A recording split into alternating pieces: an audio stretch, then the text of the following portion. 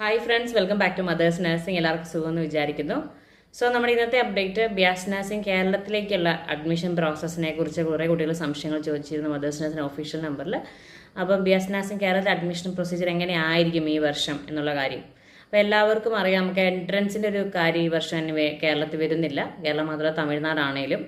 അപ്പം മറ്റുള്ള സ്റ്റേറ്റുകളിൽ ഇപ്പം ആന്ധ്ര സൈഡൊക്കെ ആണെങ്കിൽ നീറ്റ് എക്സാം അല്ലെങ്കിൽ ആന്ധ്രയുടേതായിട്ടുള്ള ഗവൺമെൻറ് ഫോമിൽ നമുക്ക് എക്സാമിനേഷൻ ആപ്ലിക്കേഷൻ വെക്കുന്ന ചില ഓപ്ഷൻസ് ഉണ്ട്.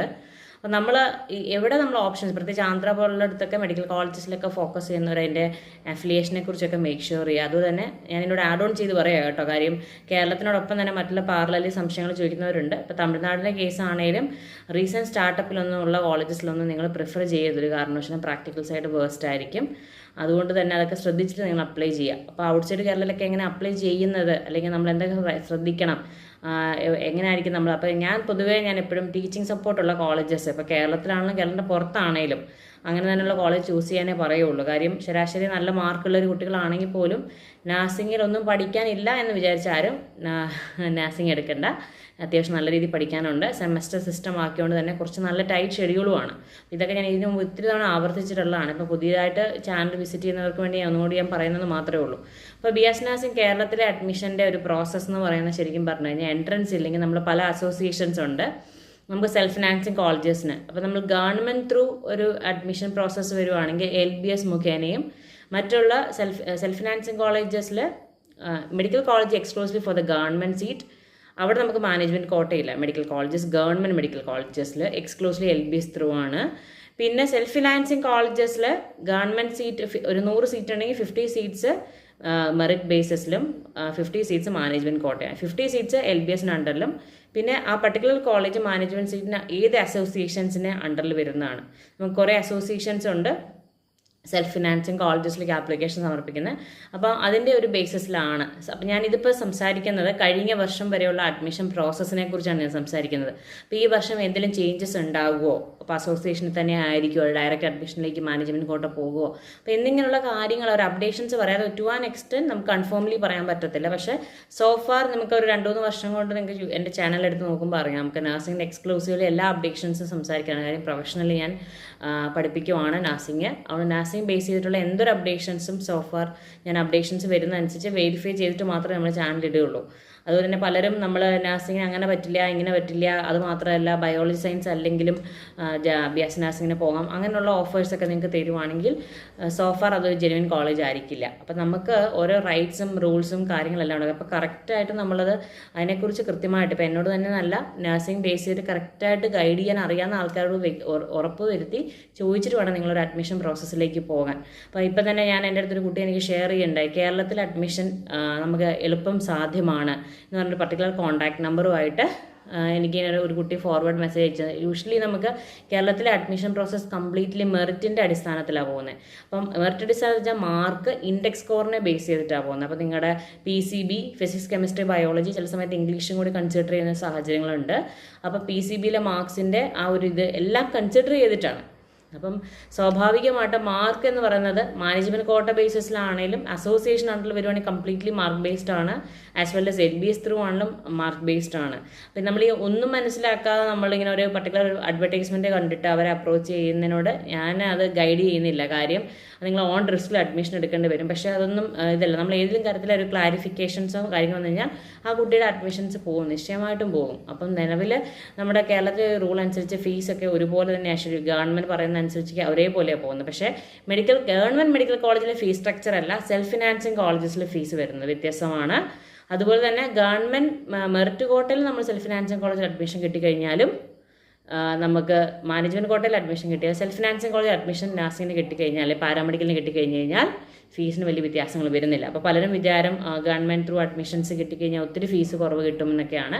പക്ഷേ SC/ST കാറ്റഗറിയിലുള്ള ബേസ് ചെയ്തിട്ടുള്ള കുട്ടികൾക്ക് കുറേ ആനുകൂല്യങ്ങളുണ്ട്. അപ്പോൾ റിസർവേഷൻ ബേസിസിൽ നമുക്ക് ഫീസിലെ ഡിഫറൻസ് വരാറുണ്ട്.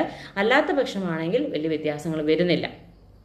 മെറിറ്റ് ബേസിസിലാണെന്ന് കിട്ടിയെങ്കിൽ പോലും. അപ്പം നമുക്ക് ഇപ്പോൾ അഡ്മിഷൻ പ്രോസസ്സിനെ കുറിച്ചിട്ടാണെങ്കിലും നമ്മൾ ചാനലിൽ ഡെഫിനറ്റ്ലി അപ്ഡേറ്റ് ചെയ്യുക. നിങ്ങൾ കറക്റ്റായിട്ട് ഞാൻ ഒത്തിരി കാര്യങ്ങൾ ഞാൻ ഒരു വീഡിയോയിൽ സംസാരിക്കുന്നില്ല. നമ്മൾ സ്റ്റെപ്പ് ബൈ സ്റ്റെപ്പ് ആയിട്ട് ഓരോ ദിവസവും ഞാൻ അപ്ഡേറ്റ് ചെയ്യും.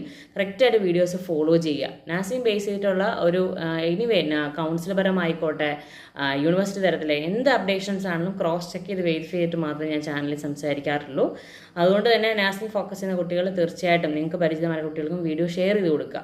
അപ്പോൾ നിങ്ങൾ തീർച്ചയായിട്ടും +2 മാർക്കിന് റിസൾട്ട് വന്നതിന് ശേഷം മാത്രമേ കേരളത്തിൽ നമ്മൾ കഴിഞ്ഞ വർഷത്തെ ഒരു ക്രൈറ്റീരിയ വരുവാണെങ്കിൽ അങ്ങനെ ആയിരിക്കും പോകുന്നത്. പക്ഷേ കുറച്ചുകൂടി ഫാസ്റ്റ് ആയിരിക്കും. നഴ്സിംഗ് കൗൺസിൽ പ്രത്യേകം പറഞ്ഞിട്ടുണ്ട് പെട്ടെന്ന് തന്നെ ഒരു ഓഗസ്റ്റ് കണക്കിലൊക്കെ ക്ലാസ് സ്റ്റാർട്ട് ചെയ്യണം എന്നുള്ള രീതിയിൽ, അല്ലെങ്കിൽ ഓഗസ്റ്റ് എൻഡ് കൊണ്ട് സെപ്റ്റംബർ ബിഗിനിങ് എന്നുള്ള രീതിയിൽ. അപ്പം നമ്മൾ വെച്ചാൽ കുറച്ചും കൂടി ഫാസ്റ്റ് ആകാനും സാധ്യതകളുണ്ട്. പൊതുവേ കേരളത്തിലെല്ലാം ഡിലേവാണ്. അപ്പം പിന്നെ ഔട്ട്സൈഡ് കേരളയിൽ നോക്കുമ്പോൾ നല്ല കോളേജസ് കിട്ടില്ല. പക്ഷേ നല്ല മാർക്ക് കിട്ടാൻ സാഹചര്യമുള്ളവർ എപ്പോഴും കേരള തന്നെ പ്രിഫർ ചെയ്ത് കഴിഞ്ഞാൽ, പ്രത്യേകിച്ച് മെഡിക്കൽ കോളേജ് കിട്ടിയ ഒത്തിരി ഫീസ് കുറവുണ്ട്.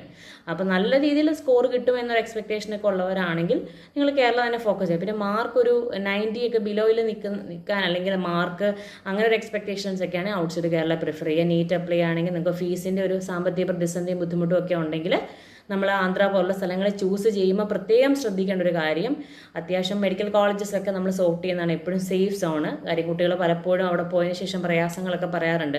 ഒരു അപ്രൂവൽ ഇല്ലാതെ ഉള്ള കോളേജിൽ പോയിട്ട് പിന്നെ അവിടെ നിന്ന് ക്യാൻസൽ ചെയ്ത് വന്ന ഒക്കെ പറയാറുണ്ട്. അവിടെ നമ്മൾ എപ്പോഴും നമ്മൾ അതിനെക്കുറിച്ച് പ്രോപ്പറായിട്ട് എൻക്വയറി ചെയ്തിട്ട് മാത്രം അഡ്മിഷൻ പ്രോസസ്സിലേക്ക് പോവുക.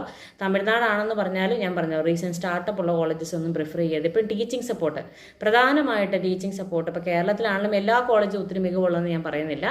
പക്ഷേ മികവുള്ള കോളേജസും ഉണ്ട്. മികവുള്ള ഏറ്റവും ടോപ്പ് റേറ്റിംഗ് ഉള്ള കോളേജ് കിട്ടിക്കഴിഞ്ഞ് കഴിഞ്ഞാൽ നല്ലതായിരിക്കും. പക്ഷേ റേറ്റിംഗ് കിട്ടണമെങ്കിൽ എങ്ങനെ മാർക്ക് ബേസ് പോവുകയാണെങ്കിൽ നമ്മൾ ഏറ്റവും ടോപ്പ് റേറ്റിംഗ് കോളേജ് വെച്ചാൽ കേരളത്തിൽ അഡ്മിഷൻ കിട്ടുക എന്ന അത്ര എളുപ്പമായിട്ടുള്ള കാര്യം കൂടിയല്ല. അതുകൊണ്ട് നമുക്ക് കേരളത്തിലെ കോളേജസിനെ കുറിച്ചും ഒക്കെ പ്രോപ്പറായിട്ട് അറിയണം എന്നുള്ള ആഗ്രഹമൊക്കെയാണ്. ചാനൽ ഇപ്പോഴും കറക്റ്റായിട്ട് വീഡിയോസ് കറക്റ്റായിട്ട് ഫോളോ ചെയ്യുക. ഞാനിതിൽ മദേഴ്സ് നഴ്സിൻ്റെ അപ്ഡേഷൻസ് ഞാൻ ഡെഫിനറ്റ്ലി ഇടും. നിങ്ങൾ മദേഴ്സ് നഴ്സിൻ്റെ ഇൻസ്റ്റാഗ്രാം പേജും ഫോളോ ചെയ്യാം. അതിലും അപ്ഡേഷൻസ് ഇടാറുണ്ട്. മദേഴ്സിൻ്റെ ഒഫീഷ്യൽ നമ്പർ ചോദിക്കാം. കോമൺ ഡൗട്ട്സ് ആണെങ്കിൽ ഞാൻ ഡെഫിനറ്റായിട്ട് ഞാൻ വീഡിയോസിലായിട്ടായിരിക്കും പോസ്റ്റ് ചെയ്യുന്നത്. ഓക്കെ, അപ്പോൾ ഒരു ദിവസം ഒത്തിരി അധികം മെസ്സേജുകൾ വരുന്നത് കൊണ്ട് കൺസോൾട്ടേറ്റ് ചെയ്തിട്ട് അതിൻ്റെ അപ്ഡേഷൻസ് ഇടും. ഇനി ഇൻഡിവിജ്വൽ റിപ്ലൈ ചെയ്യുന്നതാണ് ഇൻഡിവിജ്വൽ റിപ്ലൈ ചെയ്യും.